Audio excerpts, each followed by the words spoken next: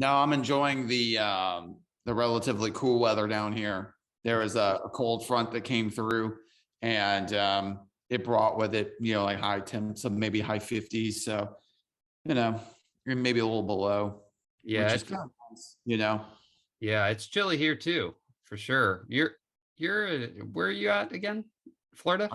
I'm in Tallahassee. Okay. Yeah, which Yeah. like it's equidistant between the furthest west, Pensacola, and the furthest kind of east, Okay. Jacksonville. Okay. So yeah, that's where I'm at. Cool. Uh, but all like the fishing is about if you want to do saltwater is about 40-45 minutes away to 2 hours if you really want to go schlep it over to Destin. Sweet. Yeah. Yeah. It's But good fishing in Florida, man. I lived there for a short time when I was young, really young. Got an okay. 11-pound bass, so that was Oh man, that's bigger than me. I think mine was like right below 10 sure. personal best, but yeah. There. Catch him on conventional gear. Yeah, it was conventional. I was a kid. I was 10, I think. I'm 8, somewhere around there. It was a long time ago. So, Where'd you catch the fish?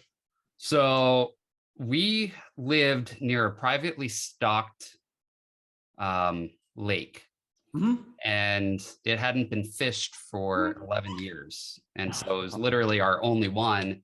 There's Nice. alligators in it and everything, but there was, I mean, the guy that the property that we were on, the guy had owned it and then stocked it. Uh-huh. And then he also collected alligators like they were his pets.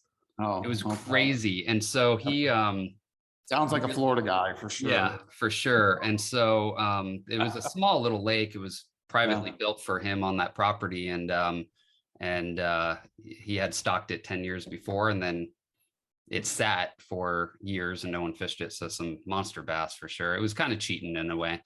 Um, so I want to let you know, I'm recording. If you don't have if you have a problem with it, let me know. But I am recording it, and I'm going to be putting up these on my YouTube channel as kind of like a thing. So if you have a problem with it, let me know. If that's okay, then great. But up to you. So I won't say anything offensive to get you barred from YouTube. I can edit it out. So There you go. Or you could just do bleeps on it. yeah, Just there you go. There you go. beep, beep, beep. So where in Florida was it? It was, that's a really good question. I was 8. So, Like oof, Central Florida, down yeah, South it was, Florida? it was down, kind of mid point, but closer to the water. We watched the Cape Mhm. Canaveral, um, rockets going up. So it was close to that. Okay. So like probably like north of Orlando. Uh, yeah, for sure. Yeah. I think so. I'm, Or in I don't know that part of Florida. It's like I don't either. My geography of Florida is just, mine sucks too. As I told my eldest kid when we were going down south, Florida sucks. I mean, like once you kind of leave like this area, it's kind of crappy. And then once you definitely get past Gainesville into Ocala until you start to get out of those scrub oaks into South Florida, it's just like, yeah, that's a bad part of the state for sure. yeah, It's just I flat. haven't been there since I was 8, so I didn't do much exploring on my Yeah, own. So I'm not I don't blame you for staying away. sure. So the Will's here too, and he actually has been helping me set up this Zoom. He's also a patron, Mhm. and so anyway, I just wanted to introduce him. He's at the top left corner. He doesn't have his video on right now, but um, Yeah. He's in my bottom. Oh, there he is. Yeah, he's in my yeah, bottom. he was setting up his cool trout background. Those flies been working for you? I've only fished the shrimp like the one time. Yeah, and I mean I definitely caught some on it, but Nice. the next two times I went out, it was there was some current moving, it was ripping, so like it couldn't get them down there fast enough without like a sink tip, or something like that. For sure. But yeah, when it's like that shallow water and you need and I was just fishing the shrimp. I haven't done like the spawning shrimp, that sit up yet, Mhm. like the white and the green. But Yeah. yeah, no, I like those, and of course now it's too cool to fish for tailing black drum. But the crabs are going to be high on the priority list next year for sure. Yeah, yeah. So do you do any tying also? I do. It's mostly like what I say I would tie are guide flies. You know, they're like 3 materials. They're not super sexy, but they catch Work. fish. Yeah. Yeah. And it's mostly when I tie flies, it's like a shrimp pattern, a crab pattern, or like woolly buggers or poppers or gurglers or something like that. Did I fish for like bass or for some panfish or something like that? I'm not really good at my bait fish. I've tied a few like kind of EP fibers and they're kind of gnarly looking, but I've done a little bit better with the craft fur bait fish. Sure. Yeah. So I tried those a little bit, but I kind of want to get back into tying, some of those EP fiber bait fish. I watched your vid on the what is it? The Everglades special or something like that. Yeah, yeah. I forget what it is. Yeah. And like I guess one good question is, besides practice, like what do you think is one of the key things to working with EP fibers or the Congo hair and like getting it so that your material is pretty seamless and you don't see any like thread or anything like that? Sure. So it depends on the fly. I've like a bunker style where, you're kind of layering the top and the bottom, but you're not leaving stuff out of the center. I mean, you're going to see thread. That's just what it is because you're not covering that area.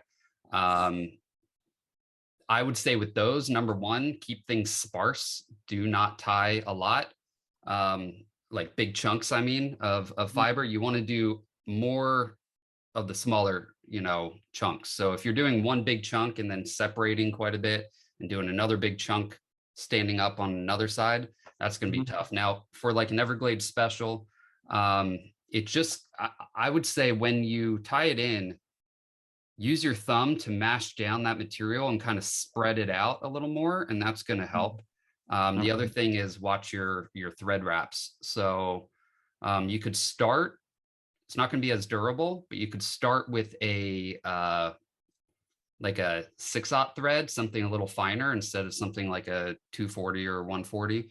And then that'll help kind of keep those thread wraps down. And then once you learn like 2 or 3 wraps to hold the material and move on, then you'll notice that you'll see less thread. But I mean, it's just practice is actually probably the number one. But for sure, I would say definitely mash that down, get in there and I mean, twerk it around. It's EP fiber, it's Congo hair. It's not going to break or anything on you. It's durable. So Okay. have fun with it that way, really get in there.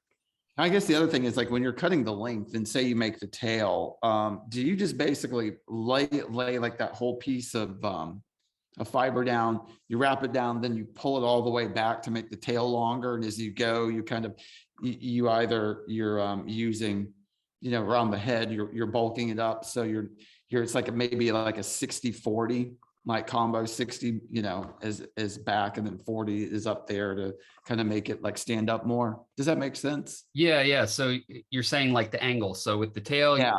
you're bringing it back and then you're, going right back over it to lay it down straight back. And then as you go, you can definitely do that. That's going to help. That'll give you a little more, stand up at the front to give a little more water pushing kind of, little bulkiness. You could definitely do that. That's actually a technique that a lot of guys use for the bulkhead, which is like deer hair, to really kind of stand that front part up, bucktail, actually, not deer hair, bucktail. And that kind of, and they actually reverse tie it where they'll tie, this direction, and then they bend it back and just lightly get that thread, to kind of push it back a little bit. You can definitely do that with EP fiber. Sorry, bad explanation. I wish I could just kind of show it here, but hard to explain that. But yeah, you could definitely do that. I would say for me, for instance, the Everglades special, I just really sparse in the back, and then I tend to add a little bit extra in the front. And I find that kind of bulks it out. The other part is trimming it. I mean, that takes a little bit of technique, a little bit of time, but I'm not an expert when it comes to EP fiber. So I'm not, you know, the best at it, if that makes sense. But what I've found is that when you trim it, go real slow.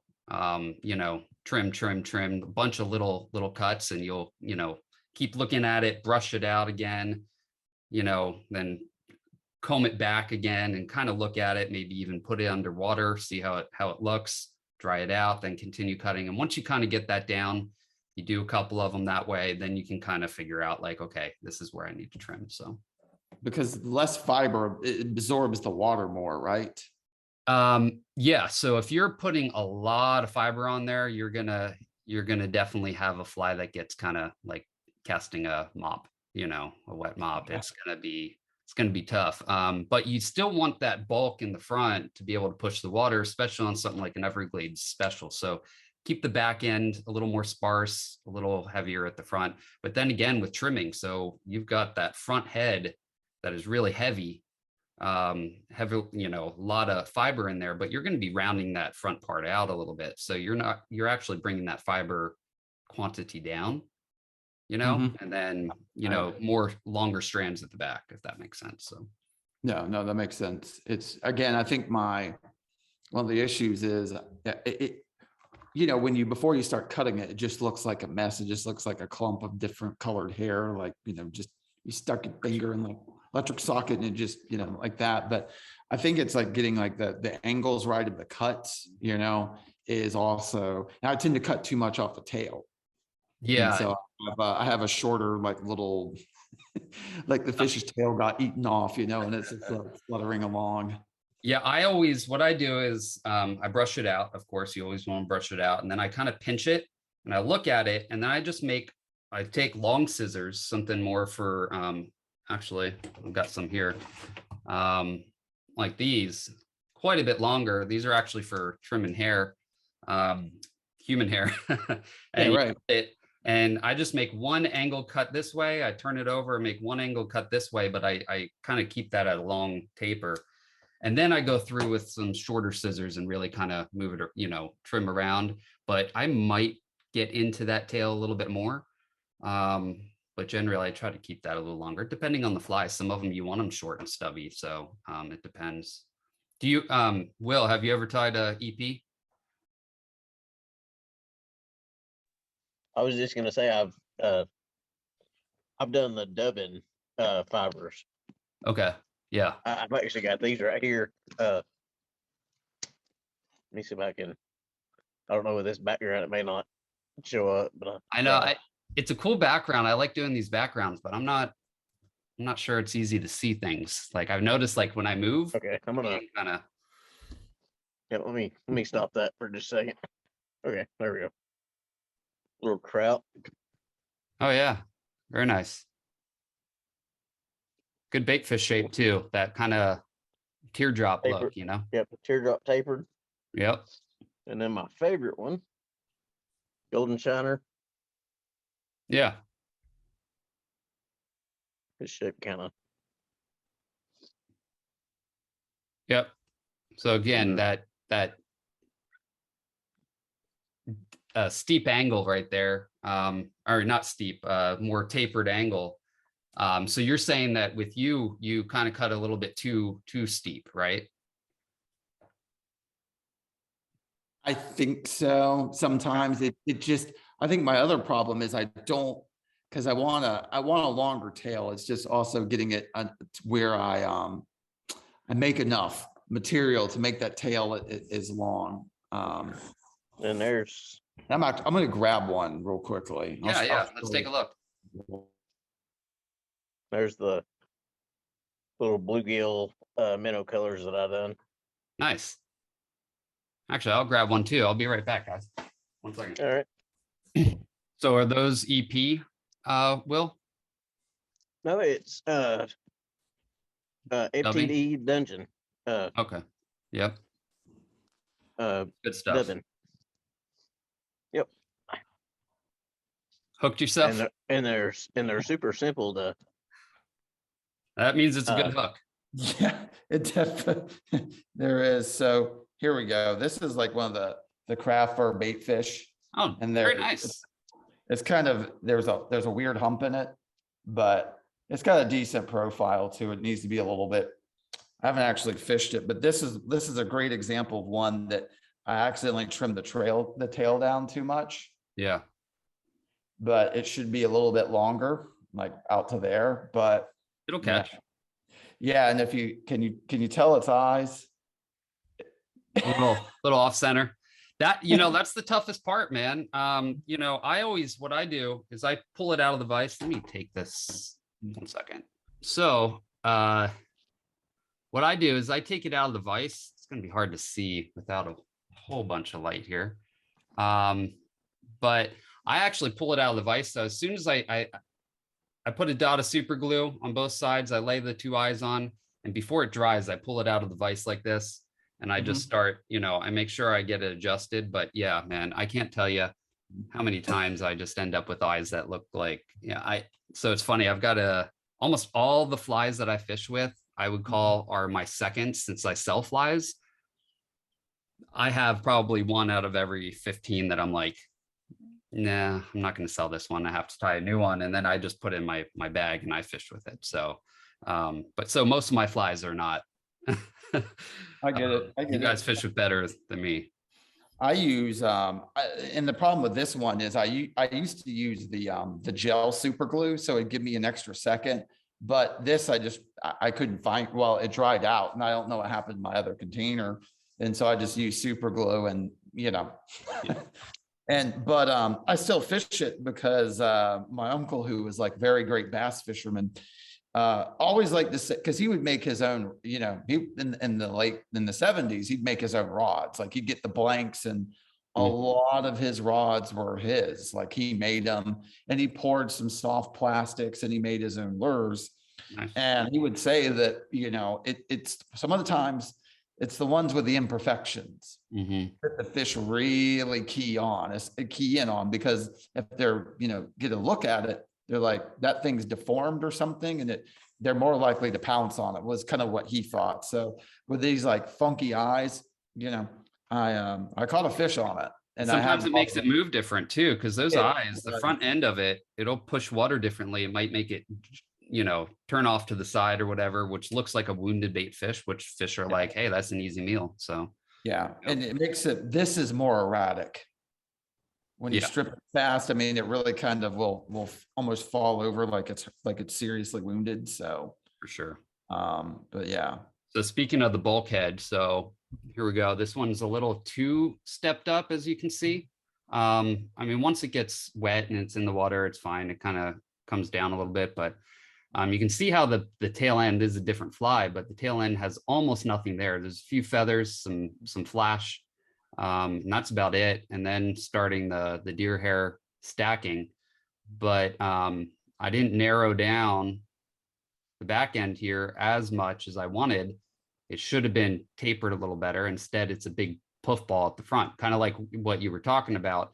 But that's the idea. You could definitely do that with EP fiber. It's a little different than like a bulkhead like this though, because EP fiber has a different kind of, it's not hollow like deer hair or bucktail or whatever. So it's not going to bend out when you really crank on it. But you can definitely get a little bit of that. There's that Everglades special you were talking about. Yeah. By the way, almost none of the flies, there's a couple of them that are my own pattern, but almost none of them are my own pattern. I don't want anyone watching this thinking that I came up with this. This is not my own pattern. Someone else did, but I did make a tying video, which you were talking about. So this, you can see it's tapered, but it's not that tapered. I mean, it's, there's not a whole lot of tail here.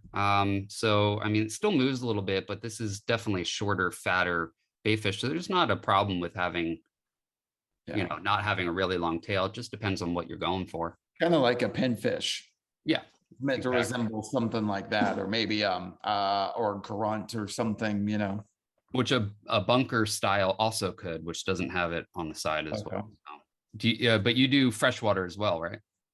Yeah, it's mostly I live or die by poppers. Okay. for bass fishing. The closest lake is a really, clear one. And it's not super big, but it's kind of deep, and there's a lot of weed lines down there. And it's, in a way, it's not super designed.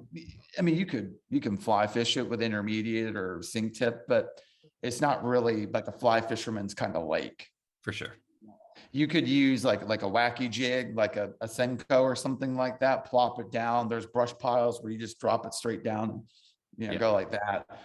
So I just use Todd's wiggle minnows, because there's always schooling bass going after, I don't know if they're shiners. I don't know if that's their name, but they look almost translucent white in the water, and they're always popping off after those. So I throw a lot of Todd's wiggle minnows out there. And some gurglers and things like that. And sometimes I'll throw a circus peanut or a game changer, kind of like to work off the shallows where it sort of makes a, like a little bit of a descent. But I'm not super big on it. I wanted to do a little bit more gar fishing this year, but my first call is, to the ocean. So I feel you. Yeah. It's just they fight so hard. Yeah, I mean, and that's the issue is I've always been more of a salt guy, but I mean, there's a lot of freshwater fishing to really like too. It's just kind of depends on time. If I got 4 hours, I'm gonna go saltwater fishing. But if I've only got like 2 or 3, I'll just stay by the local lakes. And there's, I used to live, well, I still do, but it used to be one of the top 10 bass lakes in the world. Lake Jackson, but it's in 98 or 99, it's on sinkholes and it swallowed it up. So a large part of the lake was only like a foot, maybe 2 feet. Wow. And until the last 10 years, I mean, you really couldn't fish it. But now there's so much like hydrilla. There's some other kind of invasive species that looks like hydrilla. And there's just a lot of cover, and it's hard to fish. I mean, even with like a fly, like a slider, pushing it across. I mean, it's not super fun, and then a kayak, I mean, you're just, you're pushing through muck. And so that basically leaves you small bodies, small pockets of water. It's like lanes, and you just fish like the edge of, lily pads, and I don't know. And it's not always super productive, like that style of fishing. So I don't do it. I usually just go to this local lake, or but I started actually trout fishing is how I got into fly fishing when I lived in Arkansas, just fishing down below a tailwater and a dam. And so I go up there and I fish the white and little red for trout. Also really into striper, white bass, all that kind of stuff. Anything, right? I'm the same way. Like, I mean, I love catching fish, and a lot of people that watch the channel, I've a couple times conventional fished on the channel, and it's like, oh, you're cheating, and it's on your fly rod, and it's like, well, I just like doing it. I mean, sometimes it's not convenient to fly fish. Although if I could choose, I would definitely fly fish for whatever species I want to go for, but sometimes it just doesn't work. So, I like being out there fishing. So, yeah, I mean, I'm not a purist. I mean, it's me neither. If a gar fight's better than a bass. Yeah. It's going to strip line. It's like in carp or challenges, carp are a pain. They're kicking my butt right now, man. I can't tell you, like, I've went out so many times out here, and I've seen carp. Are you in Texas still? I am. Okay. Yeah, so I'm in San Antonio, and so I fish something called the Medina quite often, which is like crystal clear. I mean, that's going to be hard. And so they see you. I mean, before you see them, they see you. And so that's the trouble, I think, is that doesn't matter what I throw at them. They know I'm right there. And so they're not, they're not eating. So. Yeah. And if they're not eating, I've only specifically fished for them once, and it was just like a brief window. But Yeah. I've always heard that like if they're not eating with their tails down or moving slow, like even if they don't know you're there, you're probably not going to get them to take your fly. Yeah, it's tough. I've caught a couple, but not in Texas. I don't know. I can't figure it out. So, Yeah. We don't have them in like the common carp, mirror carp. We don't have those in North Florida. Like the closest is the Chattahoochee, and that's like kind of suburban Atlanta and west. yeah, So it's a hike, or you can go down to like the greater Miami area, like Lauderdale and south, and they've got some massive like grass carp down there. yeah, They have those in the lakes around here, and you'll see them, but I mean, again, it's kind of like hunting that proverbial needle in the haystack because they're down most of the time. And you'll see them, and it'll only be very rarely that they come up the surface at the top. And 9 times out of 10, unless you've got your fly right there and you waiting for them because like at dusk, it's the canals are a lot easier. and what they eat, it's not normal stuff. I mean, I've tied a few grass carp flies for some guys before, and I mean, it's just like ball of algae, kind of. Yeah, it looks like a little ball of algae. It's just like, yeah. It's nothing fancy. But it's but yeah, they can pool, man. They're incredible. So go ahead. Oh, what I was going to ask, something I've been meaning to ask is like, is terms of like fly tying tools, like scissors, gear, because I know Loon has that like starters kit. Sure. That like and it's that, but I was kind of curious in terms of your recommendations of like what you really like to use, like scissors and just bobbins and things like that. Well, that actually brings up a good point. So this is what I always recommend people. Like if they're just starting out, and I know you've been doing it for a while. I'm not saying you're just starting out. I'm sure you have some stuff already, but the Loon one might be pretty good because Loon makes a decent product. Hold on. Running out of time. Okay. So apparently it's letting us do more than 40 minutes here. Yeah, no, I just seen that. Yeah, what was that all about? I don't know. It says you no longer have a time limit. I was like, okay.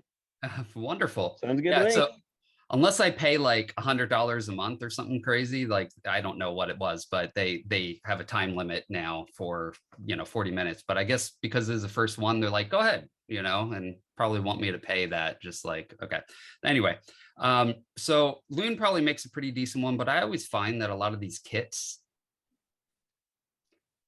they kind of give you things that you might not use or maybe junk. Loon makes good quality, so maybe that's a good kit. But definitely to start off, I never recommend for people to buy every tool out there. It's really simple. Like first off, figure out what fly you want to tie and only stick with 1 or 2 patterns. Don't go I'm going to go tie 100 different patterns. So that's why I always recommend figure out the pattern you want to tie. For instance, okay, you fish with woolly buggers often, start with the woolly bugger. That's actually a really good one to start with because it teaches you some other concepts that you could use for other flies. But figure out one, get the materials for that specific fly and the tools needed for that fly. So for instance, let's say a woolly bugger. Obviously you need a bobbin holder. You need a vise, just the normal stuff. You need scissors, a decent pair of scissors. Now, hold on, let me grab. So you've got traditional, fly tying scissors that everyone's seen. You can get them from like Dr. Slick or Loon, or these are from Risen Fly, and they're very good. They've got micro serrations on it, which allows you to kind of really get into the material quick. It holds it, cuts really well. My wife is a nurse. She, and she gets these little scissors, and after a few uses, they toss them and they work fine too. And so you can get these, go to an embroidery shop or heck, Walmart, into their sewing section. You can find good scissors there too. If you want some good fly tying scissors, it looks like we've got another person joining. Hey, John. Hey, how's it going? Hey. Good. How are you, man? Doing well, doing well. Welcome. Yeah. So what I was saying is with the scissors, just you don't have to stick with just fly tying stuff, but you could if you I was recommending to Will the other day that use some Fiskars scissors, which for like longer cuts. For instance, these are like I was saying, um, they're scissors for cutting hair, right? So and they're longer scissors and they work great. I mean, obviously. So and then some other tools help, but that's really all you need is scissors, bobbin holder, and obviously hooks and all the materials that you would need for a specific fly, a vise. That's all you really need to start off. And then some other tools that can help you in the future, like a bodkin to kind of get in and pick out materials, stiff toothbrush to kind of brush out materials. If you really want to get into stuff, you can get a dubbing table and make your own dubbing brushes. But I mean, there's always layers of more and more that you can get into, but is that needed? Not necessarily. But if you get really into it and you're tying flies all the time, there are tools that make it a little easier and quicker. So it is worth it in the long run, but not when you first start. I mean, you don't necessarily need to go drop thousands of dollars on tools. It's easy to do it. It's very easy to do it. Yeah, I probably have $10,000 worth of fly tying material and tools and all that combined. Of course, I've been doing it a long time. It's my business. So, but Sure. it can go up. Sorry, I got a fly in here. It can go up in price pretty quick. But if you're just starting off, I never recommend people drop in a ton of money or even getting those kits. I don't even think those kits are that good because you're going to get materials you might never use, or you'll want to upgrade later for most of the time. So What's in terms of your bodkin, what do you use generally, and why do you like it? Because I'm in the market for a newer one, because I've just got the old one with a kit. So this is the one I use the most, Stonefo. I'm sure I'm pronouncing that wrong, but yeah, Stonefo, I think. And it's called their Bob Tech, I think is the name, Bob Tech bobbin. I like the right bobbin as well because it's adjustable, pretty easy. But Right there. yeah, yep, he's got that. Yeah, it's a good one. The one thing I don't like about the right bobbin is it doesn't have a second.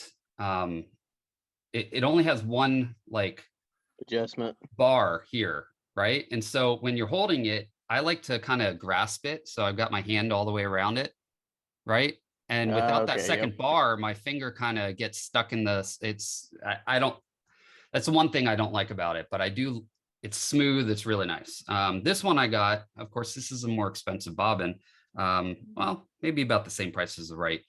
But what I like is it has this little adjustment thing. So it still adjusts, but you just slide this down and that creates more tension, right?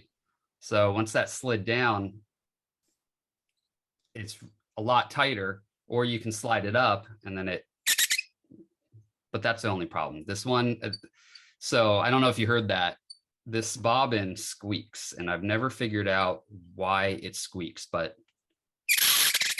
Wow, that is kind of annoying. it's ridiculous. But I love the bobbin so much that I just keep using it and deal with it. Sometimes I put a little oil on it, but then it makes it really slick, and then there's not very much tension. So, but that's the one I use the most. But for a bobbin holder, anything, let me grab another one.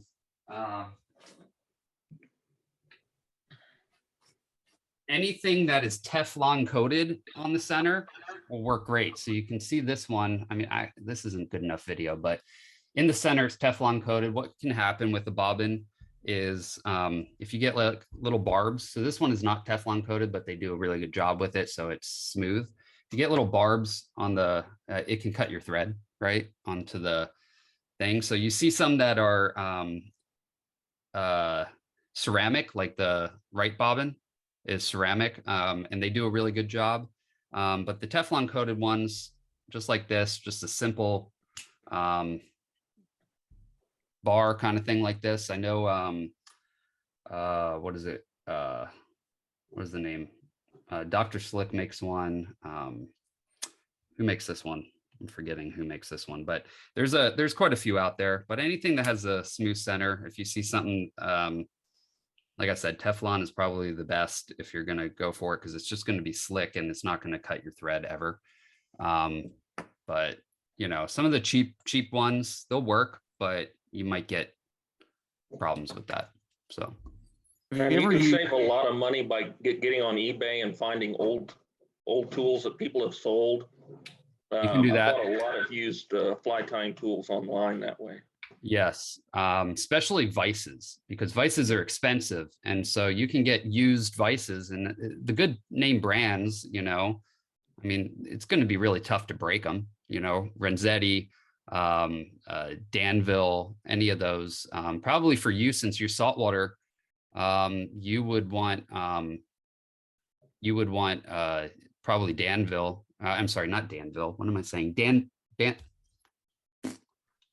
My brain is not working today. Don't mind me, guys. Dynaking is a Dynaking. That's it. Danville is the thread company. Sorry, Dynaking. Yeah. Dynaking makes a really good vise for holding really heavy hooks.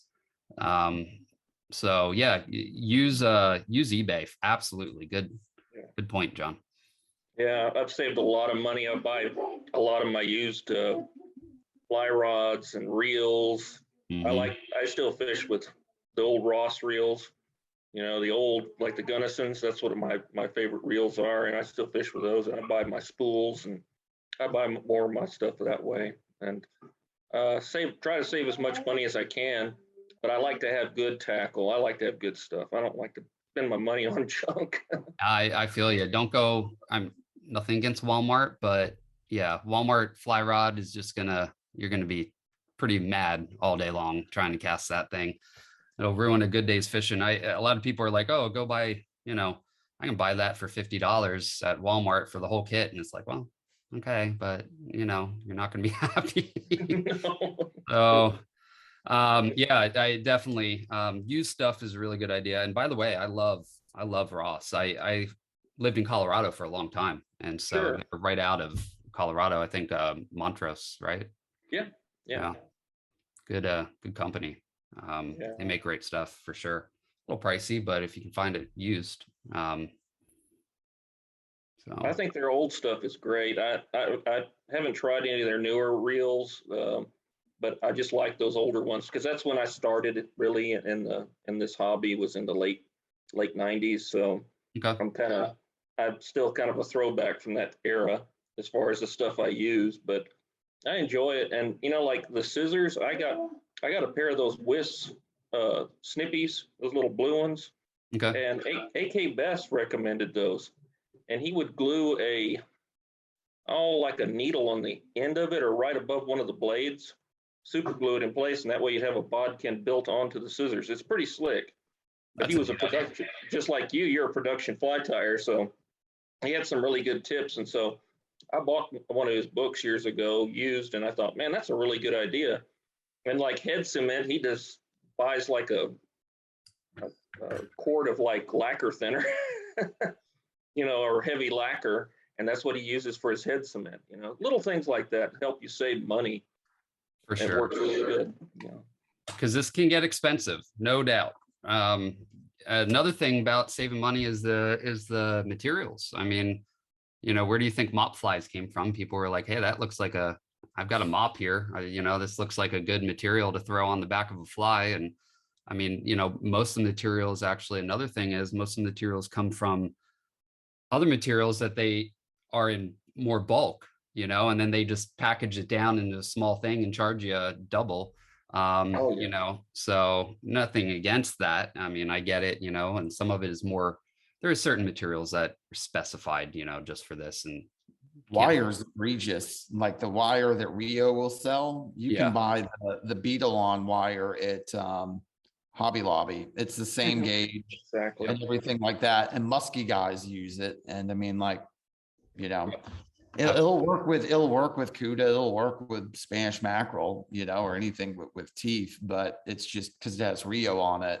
It's not like Rio has like this super diameter that's stronger than any other wire out there. It's their label, right? Yep. No, absolutely. In fact, it's funny, when I first started doing the videos, I was doing a lot of like discount materials or alternate types of materials and not the name brand, whatever. Flash is one thing you can get, like hair, that people get for like, wigs or whatever, for like Halloween. I mean, you can get those, go to a shop and grab those, and you got tons of flash boo, to use. But yeah, I was using those, that kind of stuff, especially Fly Tires Dungeon. We had mentioned that earlier. Yeah. I like their shop because it's good prices. Yeah, and not many people were doing that. I mean, people were using it, but not online. They weren't doing videos with it. So I think that's kind of what got me sort of my start, is people were like, hey, that's some neat ideas. So I think other people just, for example, the crab eyes. yeah. A pack of crab eyes is like $6. Oh, And I'm it's thinking insane. like, yeah. And then there's like, there's an outfitter that's west of me in Apalachicola, and they pride themselves on finding like, these, like smaller companies. But I'm thinking like, okay, fine. So it's not EP that's selling the crab eyes, but they're like, just because they're orange, like this, like, I don't know. I think at a certain point you get to kind of like where it's just like art, Yeah. and you're more worried about the beauty of the fly, which is totally fine. Yeah. But you can also take, heavy monofilament, like mono leader, Mhm. and you can make your own eyes. And if you really want to get cute with them, you just take the marker and do them. Yeah, And I actually have a video online of how to do those. Yeah, and they're not hard. I mean, actually, I saw one guy do one, and I made a video on it too. Kind of copied his video, but with little beads, glass beads. You can get these glass beads, put it on the end, dip it in UV resin, and boom, you've got an eye. It does take a little while. I hate making eyes. It's a pain in the butt, but it saves a lot of money for sure. Yeah, same thing with leaders. I make my own leaders instead of buying like the leaders at the store that are pre-packaged. And then by the time, with the lighter ones, like trout ones, when you take them out of the package, I don't know what it is about Rio, but it always, you have to untangle it, and it takes it a hot minute. So there is a trick to that. Okay. There's a trick. You got to hold it in your hand like this, right? So this is the kind of spool of, and so the fat end with the loop, you got to undo it 5 times, right? So undo it 5 times, and then you just pull, and it's good to go. And then you can stretch it. That is a trick, by the way, because I've done that so many times. When I was first starting, it was insane. Like I would, well, there goes a whole leader. It's knotted, it's done, and it's a breaking point. So yeah, that took a while to figure out. Yeah, the 5 times sounds very specific. Like you've agonized over that before. Oh yeah, God. It's horrible. So Had that happen many times. Oh man, I think everyone has. I don't know a fisherman that hasn't had that happen. And then, I mean, and they're like, what, $5, $10 each? If it's a fluorocarbon, there's $10 each. I know when I first started, it was devastating. It was expensive. Yeah, it's like, oh no, this is the only one I got. Oh, what do I do? And then you're trying to tip it on to, and then you're basically making your own leader right on the water. Yeah. And exactly. Yeah. This is what those little scissors look like. Oh, yeah. Very cool. And so little box pin on that. Yeah, just glue a little pin on the end of it, right up here above that blade, and it works really good. That's a neat idea. I like that. Yeah, and these things are razor sharp. Yeah. These things really work good, and you can keep it in your hand like this while you're tying, and it.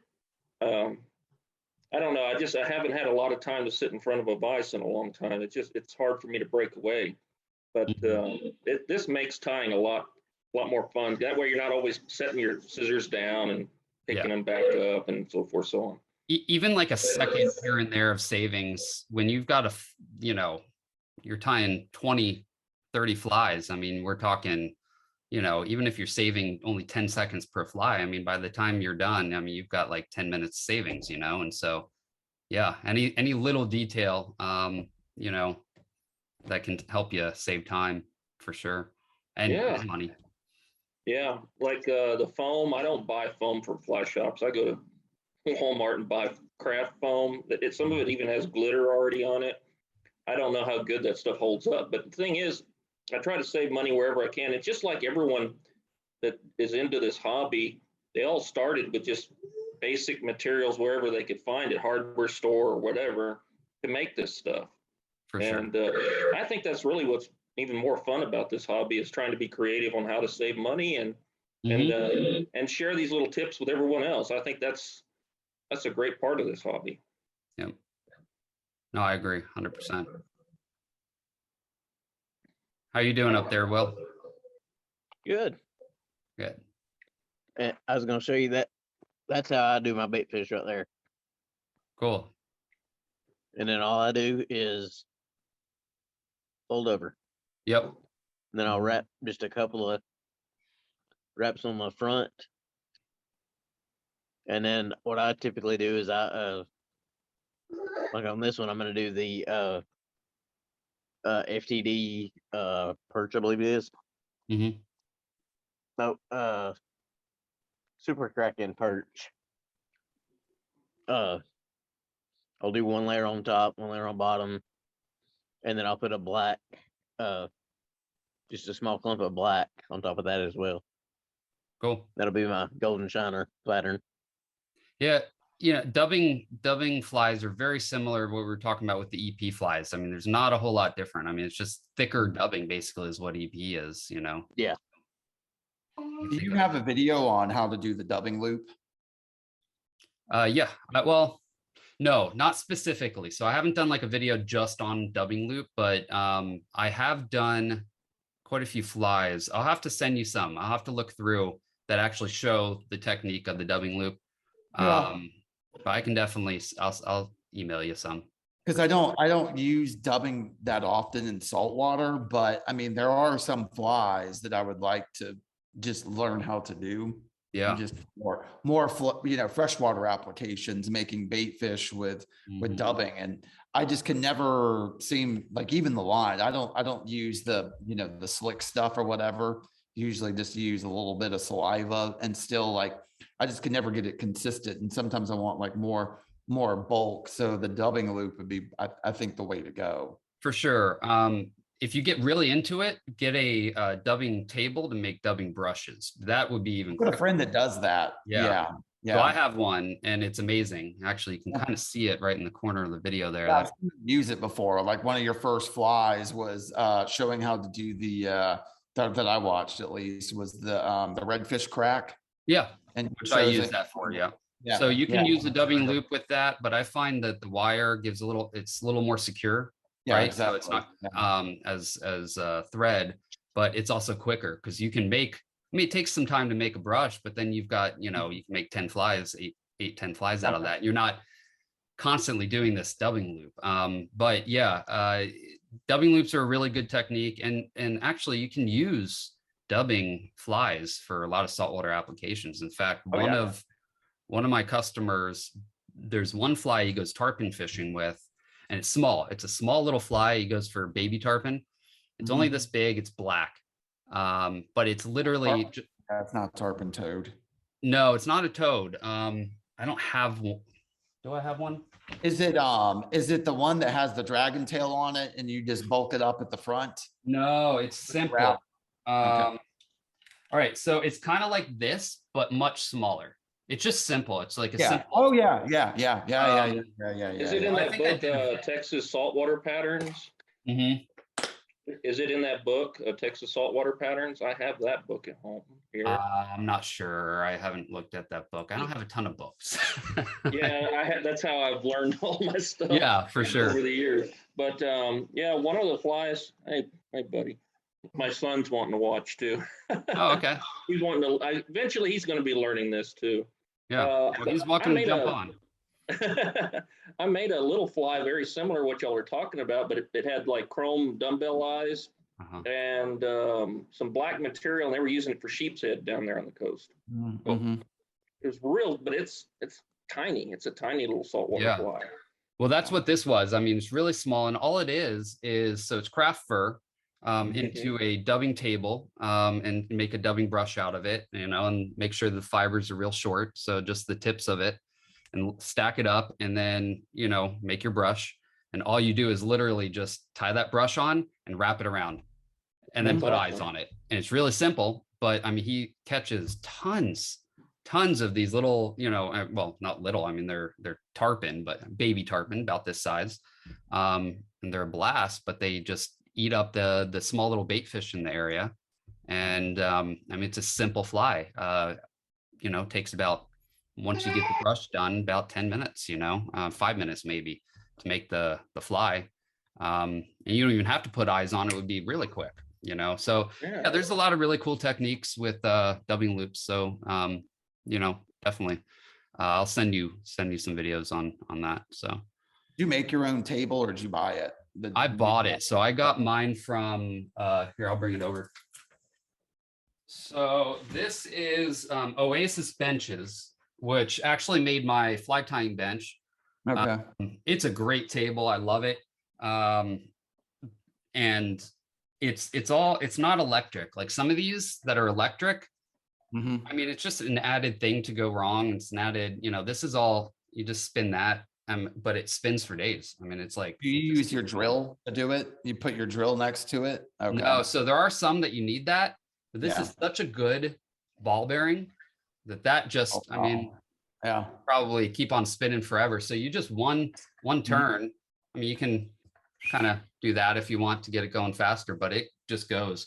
I love it. I mean, bearings. A huge, you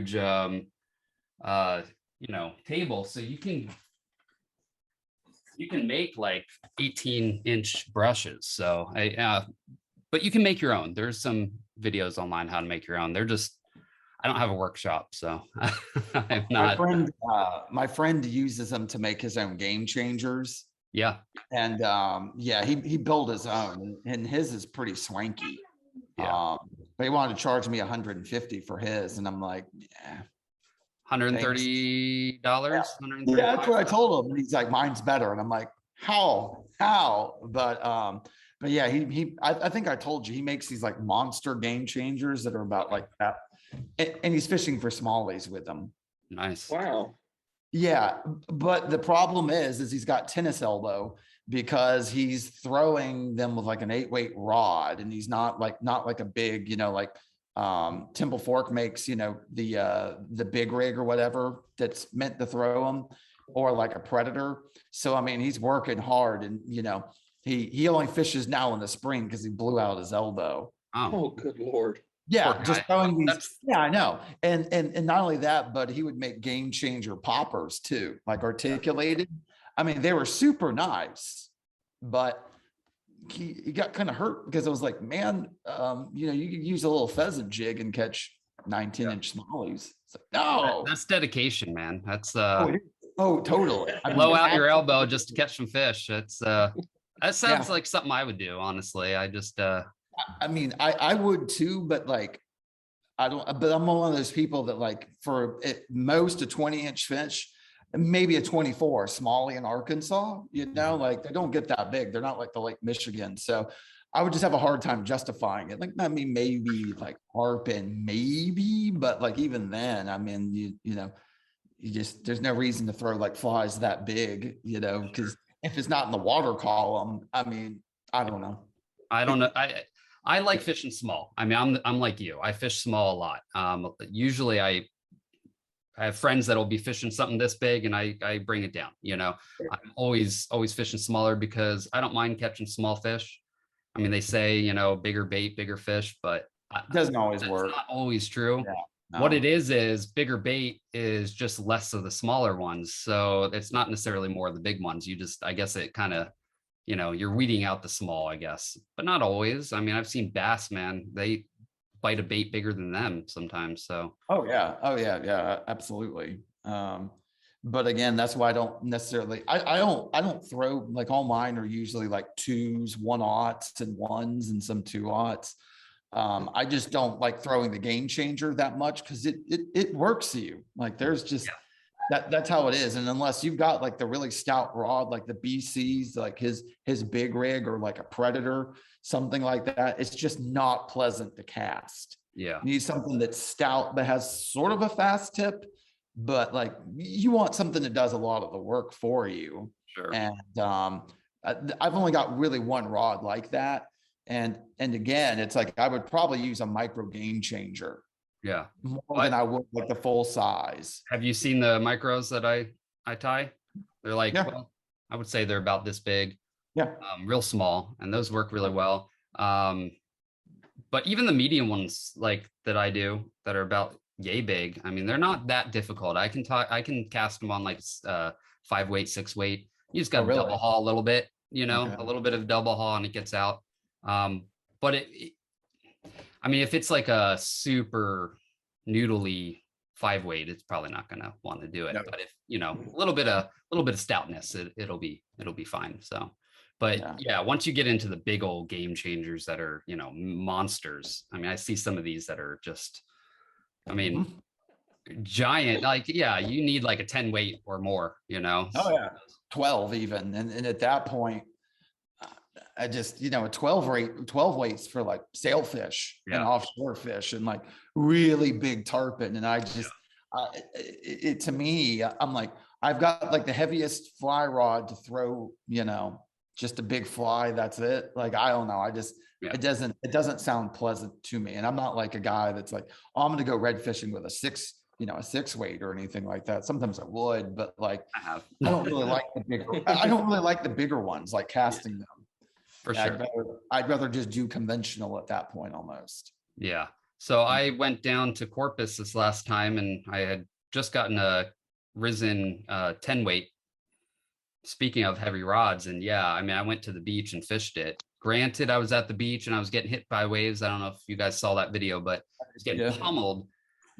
But yeah, I mean, after like an hour, I mean, I was just like, nope, my shoulder doesn't like this. This is not good. And it's not the rod. It's a 10-weight, like, you know, casting a big heavy fly. It's just, yeah, I went back down my 8-weight as fast as I could, but yeah, it can be exhausting for sure. So I want to let you know, sorry, I didn't tell you, John, we are recording and I was planning on putting this on YouTube after all this, you know, sometime this next week. Is that okay with you? Otherwise I can edit your part out. Yeah, that's cool. Okay. Cool. All right. I forgot to tell you when you joined. So that's all right. All right. I just figure, you know, it's fun. And then whatever we talk about, other people can learn. And this past summer, I did, y'all were talking about these big rods. I bought a 12-weight Sage. It was used. And I just I just bought it because I would like to do some blue water, saltwater fishing one of these days. Me too. It's kind of a bucket list thing, you know, but I got a really good deal. Again, an eBay deal. Got it with a Billy Pate reel for $600. I mean, that's a good deal. And it came with a spool of all sinking line. And so I had a spool, the Billy Pate reel, and that old Sage. It was an RPL, I think, or something like that. Old Sage rod, $600 because I didn't want to invest like $2,000 into a 12-weight rig. Good Lord. I know some of these, man. I mean, I see these rods that are $1,200 and I'm like, that's just crazy for just a rod, like not even the reel, you know, like, and then you got to get line and you got to get the reel. And I mean, if you're fishing blue water, you need a good back, you know, good drag, a good reel. You know, it's not like trout where it's just a line holder, you know? Sure. And so, yeah, I mean, it's nuts. Or are not cheap. No. I mean, if you got the money, I mean, I guess if you're like, you know, you won the lottery or, you know, you're making, you know, a couple $100,000 a year, then sure, you know, but for me, that's not me. And I don't think that's the majority of people, definitely not the majority of people on my channel that watch, you know. I think most people are like, they want to find a discount. They want to, you know, and so used is a really good option on eBay, like you talk about. That's why I work with Risen too. Risen, you know, they have very good quality stuff, but they're not crazy priced, you know. Keep the cost down and you don't need to go spend $1,000 on a Sage rod. It's nice. Yeah, exactly. For sure it's nice, but you don't need to, you know. And so yeah, I like those discounts, man. No, and I was looking at their products. They make really good stuff. Yeah. And I was reading the guy who started that. I was reading about it last night, and I thought, he has kind of the same mindset we all have right here. He was like, man, blown away by how expensive everything is. So that's why he started that deal. And it looks like he's got some really good quality stuff. Yeah, he does. He has really good quality. Good guy too. I talk with him a lot. I'm really picky when it comes to sponsors. I mean, they do sponsor me, so Sure. but I've dropped sponsors before. A long time ago, I worked with Pisces Fun was the name of the company, and so they're from China, Yeah. which is fine, you know, and it didn't bother me, but I liked it because they had some like $50 reels that were fully machined. Oh, wow. Yeah, but you know, and the first like round, they were really good. And I'm not trying to knock a company. I hope I don't get in trouble by posting this online. I don't want to, you know, they were good. And I'm not, and I think that they still somewhat are. But after about a year of working with them and recommending their products, a few people were saying like some of their products kind of came like with some problems. Like, so their quality control started really like lowering, and I don't know, maybe they're good now. I haven't used them for 4 years or something like that. But they were good when I first started, and then they kind of like the quality went down, at least from a lot of my subscribers saying that. So I dropped them. I'm super picky because, you know, if I'm going to recommend something, I don't want to recommend junk to someone and then have them be stuck with the $50 bill or $100 bill or more that they can't use. And so, but that's why I like Risen is I mean, their customer service is amazing. They really, really good.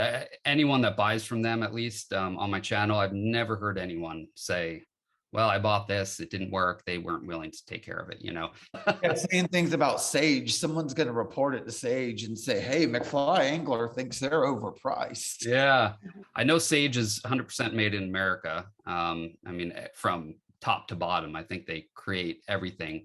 A long time ago, they had a reel that was made in Indonesia or China or somewhere else. It wasn't, it was like the 2200 or something like that. That reel now is discontinued. I think all their reels are 100% made in America. So, I mean, it's good stuff, but they, I think Reddington, I'm not sure if all theirs are 100% made in America, but those are usually, that's their discount company. You know, I wouldn't say discount because it's good quality stuff, but lower quality. But yeah, I'm not sure. That's a good question. Maybe someone in the comment section after I post this will tell me. So has fly fishing kind of been a family thing for you? Did you kind of grow up around it, or? No, so I am like the only outdoorsy kind of person in my family. I'm adopted, so I don't know if it's genetic, but like I came into a family, like my dad, good guy, love my dad. But have you ever seen the show Frasier? Mm-hmm. Okay, he reminds me of Frasier a little bit, like not quite that much, but he likes wine, he likes good cheeses and, you know, that kind of stuff. He's more indoorsy. He does some outdoor stuff, but when I was young, he took me camping a couple times, you know, but I don't think he ever really fully loved it. And same thing with fishing. Like he took me fishing quite a few times when I was really young. We lived in Pennsylvania and took me to a one of those where you pay per trout kind of things. Wow. You know what I mean? Like you know, you cast a little thing when I was young. Actually, that's where I fell in love with fishing. I loved it. But after that, like I started wanting to go better places, and, you know, and he took me a few times, but it's not his thing. And same thing with anyone in my family, really. But now that I talk to my birth family, all of them are outdoorsy. So I think, oh, that's cool. I think it's genetic. I don't, you know, it's kind of like nurture versus nature kind of thing. And for sure, I could like be happy living in a tent out in the wilderness. Oh, wow. You know, and you know, I'm not going to because I have a family and I like showers, but but I love the outdoors, and yeah, it's just not something my you know, really anyone in my immediate family likes. So I don't know.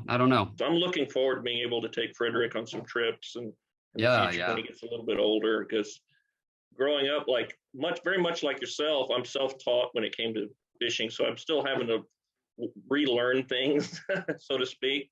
but I'm still no, learning. yeah, yeah. I mean, I'm will just, to the day you die. I knew a old salt kind of guy. I mean, he was like 90 years old or whatever. He used to fish the San Juan, and yeah. and he he said he still learns stuff almost every trip, and he'd been doing it since he was, way younger than me. I mean, for 30, 40, 50 years. So always Uh, something new to learn. Yeah, of course. And yeah, I really like some of these older guys that have been in the sport for a long time because you can learn so much from them. Mhm. And I think it's great. I think it's great. But like my family, no one in my family ever really took to this type of stuff. I'm kind of like the odd man out, so to speak. And Same here. but my one of my uncles, he loved to hunt and fish and stuff like that, and he lived down there on the coast, and we had some good times together. But he was about the only one in my family, really. No one fly fished. I'm the only one, so Yeah, same here. It's just I just took a little interest in it. I just kind of took off with it. Fly fishing made more sense to me Yeah. than sitting there with a can of worms. And there's a place for that too. I mean, sometimes Sure. it's nice to have a beer and sit there in a lawn chair and cast out and let it sit there and just kind of chat with some friends. There is a place for that, but Sure. there's something about that connection with a fly rod. It's you feel every whip of the tail, everything. It's definitely a different feeling for sure. So Yeah, it's great. I just haven't gotten used to the saltwater stuff. Even though it's just right down the road from where I live, a couple hours away, I just feel more comfortable and at ease here in the hill country yeah, than I do. it's where you live. You Yeah. grew up there, right? So Yeah. it's And I hear it's nice, catching like the Guadalupe bass, if you can find them, if they're, things like that. That's very cool. And I find myself, and some of my friends laugh at me, but I'm like, I really enjoy pan fishing. oh yeah. Oh yeah, it's great. They're like, why do you have that like limp noodle, that like 4-weight? I'm like, so I like pan fishing. And they're like, but I'm like, not everything has to be about bonefish, man. Not everything has to be about tarpon. Because I remember an old salt guy that was like one of the like master like triple tail guys out there. Mm-hmm. And this dude tagged like 10 or 11,000 triple tails. That's tagging. That's just not, he caught more than that clearly. But I remember the first time and he passed away, but and he got, actually, one of the cool things is he got back into fly fishing before he died. Like he just got to the point where he's like, you know what, this like BVK is so much nicer than this like, Terramar Shimano. But he would, and I remember asking him like, hey, are you fine with taking us out, tarpon fishing conventional? And he goes, yeah, man, I will if you really want. But it's kind of like sitting at the worst spot on a deer plot. And you're just sitting there in the deer stand and you're just hoping these fish are going to go by. Because what you're doing is you're that area, you're not pulling flats like you are down the Keys or Nicaragua or wherever. You're just sitting there on these lanes and you're waiting for those fish to come by. And they're wild animals. So you never know, are they going to come by or not? And more than likely, if they do, they're going to either be out of distance or you're going to chuck your fly in their face and they're just going to, whatever. I'm going to go on. And my point is like, it doesn't always have to be about game fish. Like, I think a lot of people like make it out that, with saltwater fly fishing, it's all about tarpon and bonefish and permit. And I think permit, sure, they're cool fish, but like, I'd much rather catch a cuda than a permit any day. Yeah. Just big, nasty fish with teeth that'll just smoke a topwater, fly. Sounds so much cooler than like a delicate fish bite. But I was like, my point is that I just like to fish. I don't care if it's for panfish. I will go for what people call mudfish or bowfin. I don't care. I respect all different types of fish. And there's just something sometimes about going out on a lake. And it seems very simplistic, but panfish you can get skunk chasing after them too. It's not. For sure.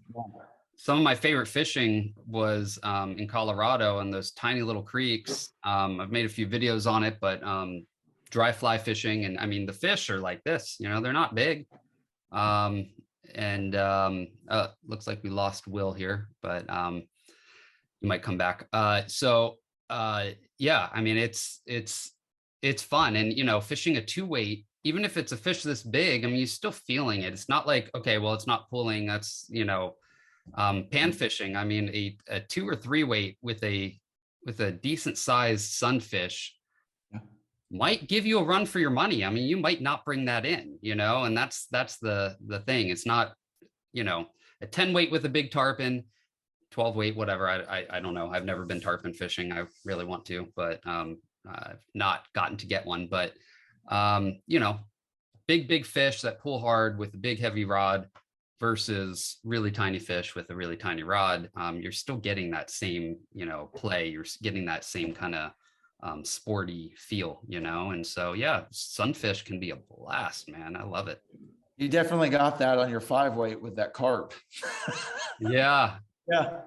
Oh man, that day I couldn't believe it because I didn't think they were that big. When I went there, I was like, okay, well, this is a small little lake. There's no way that they're that big there. I didn't know. And so, yeah, I took a 5-weight. That's all I had at the time. That was what, 21.5 minutes, I think, that fight. It was insane, but it was a small lake. So it didn't have anywhere to go. I just couldn't budge the thing. And so finally I got it up. It was intense for sure. I didn't think I was going to swim for it and get it. Yeah, so for sure. I didn't want to get in that water though. I mean, that was some nasty water. I don't blame you there either.